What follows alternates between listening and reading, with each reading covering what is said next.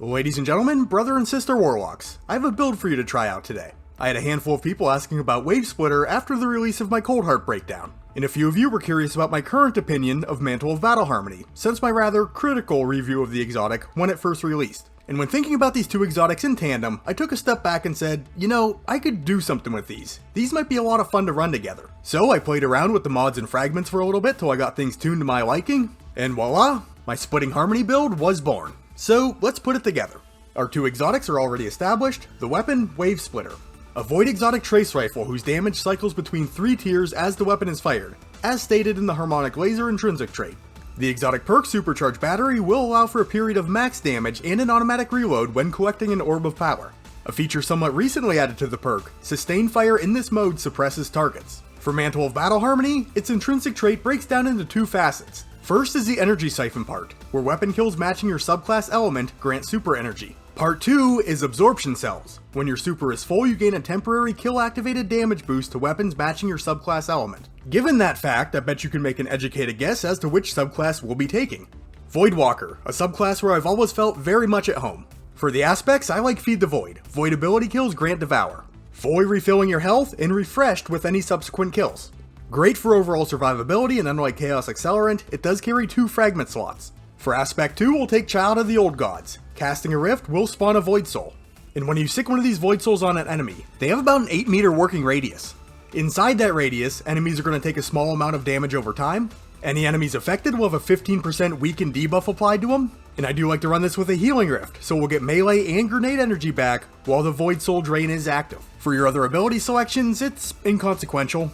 I mean, take your preferred jump, you only have one option for the melee, and just use a grenade that you're comfortable with. For the fragments, I like Echo of Leeching for health regeneration for you and your teammates on melee final blows. Then Echo of Explosion, where enemies down by a void ability will create a secondary explosion. But for the more important two, Echo of Instability. Defeating targets with a grenade adds volatile rounds to your void weapons. If you're not familiar, it works in a very similar manner to Jolt with the Arc subclasses. Instead of chaining lightning, it's creating explosions, but still, it is extra damage. Last fragment, Echo of Domineering. After suppressing a target, which Wavesplitter accomplishes intrinsically, you gain increased mobility, and your equipped weapon is reloaded from reserves. So that's basically a free automatic reload for Wavesplitter when Supercharged Battery is active. And if you do end up taking all of the suggested fragments, each one is going to grant you a passive stat boost, which is a nice added benefit. Moving on, for your other 2 weapons, it's up in the air. In higher end content, you're probably just going to be looking at matching shields or champion types. In low-end activities, use whatever you want.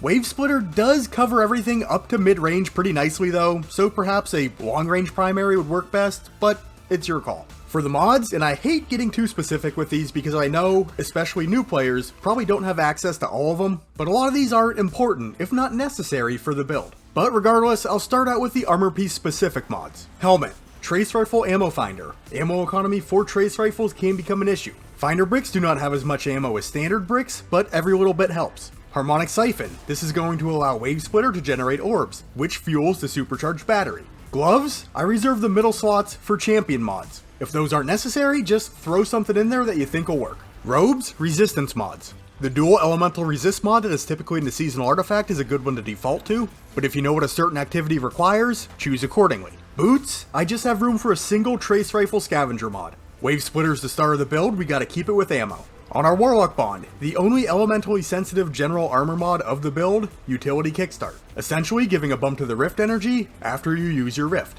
And it's only 15%, but we do want to be using the Void Soul as much as possible, so some energy is better than no energy. Alongside that, we'll take Special Finisher.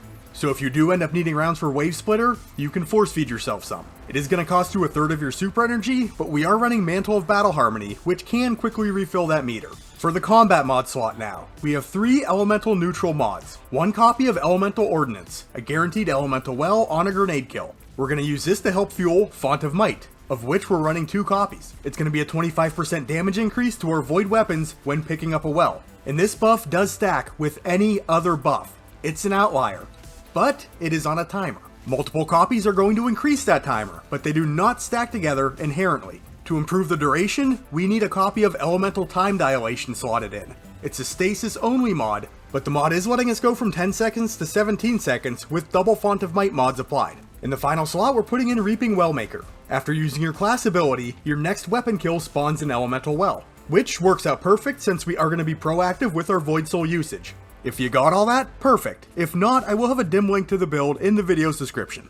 For your Guardian stats, high resilience is always great. You're getting really big jumps to your damage resistance at higher tiers. Make use of it if you can. More pertinent to the build itself though, high recovery and discipline. Our Rift and our Grenade, outside of their standard benefits, are our elemental well generators. Quicker the cooldown, the better. But let's take a look at what this build can physically do. My goal when assembling it was to never just be dealing base damage with Wavesplitter. I wanted to find a way to let the weapon feast during the mid-encounters of activities, and give it the ability to handle pretty much anything during those encounters. And more or less it does. I mean, we have 5 different ways to up our damage output within this build. Just at base, Wavesplitter does have a lot of variance between the low and the high tier damage. The exotic perk, Supercharged Battery, is the first and most easily accessible building block. It activates on orb pickup, which we are self-generating with the Harmonic Siphon mod, and locks us in at that max damage of 2,791 per crit versus Carl. And depending on the potency of the orbs and how many you collect at one time, that duration timer can be built up to 20 seconds. Then Font of Might is allowing for a 25% Void Weapon buff in this case, which when combined with Supercharged Battery increases the damage to 3,488. And since we do have 2 copies slotted in with Elemental Time Dilation, we can make use of the buff for 17 seconds. If we pile on the 15% debuff from the Void Soul, that's going to take our damage per round up to 4,012. And the Void Soul will continue to drain on a target for a solid 10 seconds, while doing some supplemental damage and slowing enemy movement. And if your super is active, you can get that 20% empowering type damage buff from Mantle of Battle Harmony's absorption cells. With multiple kills, the duration of the buff can be built up to a max of 11 seconds. So with all buffs and debuffs accounted for, that's about a 72.5% damage increase, which mathematically should put the damage per crit versus Carl at 4,814, which is exactly what I got in game. One more piece to account for though, the Volatile rounds, which will be loaded into Wavesplitter on a grenade kill. This comes with a 10-second duration timer, and every time one of these volatile explosions touches off versus Carl, it's dealing 7,716 points of damage. A very nice damage supplement on top of what we already got. And just for the sake of knowing, I did do a little bit of work with Mantle of Battle Harmony's super regen. Now, the testing isn't terribly in-depth, but it should provide a good general sense of what the exotic is providing. I tested using Tier 5 Intellect on the Vortex Nova Bomb, whose base cooldown is listed at 7 minutes and 31 seconds, if you just sit idly by and do nothing. Any enemy kills will provide some super energy. So to establish a control, in the Conflux Lost sector, I killed off all of the initial wave adds with Wavesplitter and without Mantle of Battle Harmony. That's 21 red bars and 2 majors. Once they were offed, I waited for my super to fill up the rest of the way. This process took 6 minutes and 31 seconds. I tried it again with Mantle of Battle Harmony, but more or less ignoring the Energy Siphon cooldown timer, just dropping the baddies as fast as possible. This resulted in my super coming back up in 3 minutes and 25 seconds. Then one more time trying to get the most bang for my buck out of the Energy Siphon feature, really spacing out those kills, my super was back up in 1 minute and 53 seconds. A sub 2 minute super on just 23 enemies downed? Not too bad. And just in the name of science, I did want to test this out on a Void exotic primary, like Hardlight, since dealing damage with an exotic primary should award us more super energy. And it definitely does. You can see that reflected in the initial 2 tests. 545 for the control and 259 for the rapid kill siphon test. But when I staggered out those kills and made the most out of the energy siphon, it aligned perfectly with the cooldown time when using Wavesplitter. And read into these numbers as deeply as you want. I just had the information collected, so I figured I might as well share it. For the performance of this build as a whole though, phenomenal ad clearing potential, even in scaled up content. And while you might not have every single damage buff rolling at exactly the same time, just a few of them working in tandem really pushes up Wavesplitter's damage output. So if there are majors or champions sprinkled into the mix, Wavesplitter can melt them down very quickly. And the nice thing about these damage buffs is they all work together.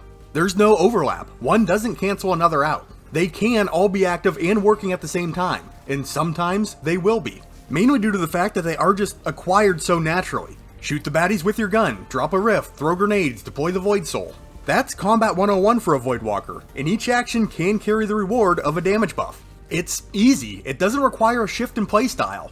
Do something, and you're probably going to pick up a buff. And another thing this can really help out with is Wavesplitter's ammo economy. High damage means less shots to kill. Less shots to kill means less special ammo expended. And as I've said in the past, you definitely do want to tap your shots in against trash ads. They will die extremely fast, and you can waste a ton of rounds by holding the trigger down for just a shade too long over and over again. But honestly, when rolling in the trace rifle ammo mods that we have equipped, it was a very rare occasion where I found myself completely dry on trace rifle rounds. And the survivability of this build is very good.